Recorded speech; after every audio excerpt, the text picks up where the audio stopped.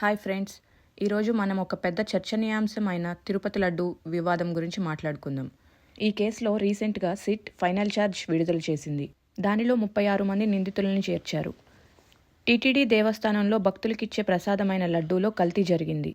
CBI జరిపిన కొన్ని తనిఖీల తర్వాత కొంతమంది సరఫరాదారులు, టీటీడీ సిబ్బంది మరియు మధ్యవర్తులు కల్తీ నెయ్యి సరఫరా చేశారని గుర్తించారు. మొత్తం 250 కోట్లు విలువైన నెయ్యి సరిగ్గా ఉపయోగించలేదని తెలిసింది. కోట్లాది మంది మనోభావాలతో ముడిపడిన కేసులో కల్తీకి బాధ్యులైంది ఎవరు, వారికి దక్కిన ప్రతిఫలం ఎంత అన్న వివరాలతో 600 పేజీల ఛార్జ్షీట్ని కోర్టుకు సబ్మిట్ చేశారు. తిరుమల లడ్డు కల్తీ కేసులో సిట్ అధికారులు ఫ్రైడే నెల్లూరు హైకోర్టులో లాస్ట్ ఛార్జ్షీట్ సబ్మిట్ చేశారు. గతంలో మేలో వేసిన ఫస్ట్ ఛార్జ్షీట్లో 24 మందిని నిందితులుగా చేర్చారు. నవంబర్లో ఇచ్చిన మెమోలో టీటీడీ ఉద్యోగులతో కలిపి మరో 12 మందిని యాడ్ చేశారు. ఇప్పుడు కొత్తగా ఎవరి పేర్లు చేర్చలేదు. కల్తీ నెయ్యిని సరఫరా చేశారని 2024 సెప్టెంబర్లో అప్పటి TTD general manager Muralikrishna complaint చేశారు. అప్పుడే ఈ విషయం వెలుగులోకి వచ్చింది. గుజరాత్లో ల్యాబ్లో పరీక్షించగా నెయ్యిలో తీవ్ర స్థాయిలో కల్తీ జరిగిందని తెలిసింది.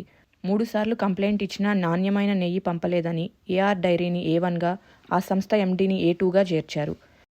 సిబిఐ మరియు రాష్ట్ర పోలీసులు ఈ కేసులో లోతుగా విచారణ చేశారు.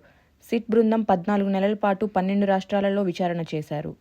తమిళనాడులోని ఏఆర్ డైరీలో మొదలైన ఇన్వెస్టిగేషన్ ఉత్తరాఖండ్లోని బోలేబాబా ఆర్గానిక్ డైరీ వరకు జరిగింది.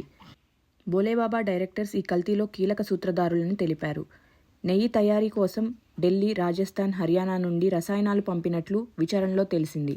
ఈ క్రమంలోనే మహారాష్ట్ర, కర్ణాటక, తెలంగాణ, ఉత్తరప్రదేశ్ సహా పలు రాష్ట్రాల్లో నిందితుల్ని అరెస్ట్ చేశారు.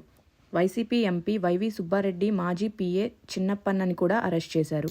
ప్రీమియర్ అగ్రి ఫుడ్స్ నుండి 2 సార్లు 50 లక్షలు లంచం తీసుకున్నట్టు సిట్ నిర్ధారించారు.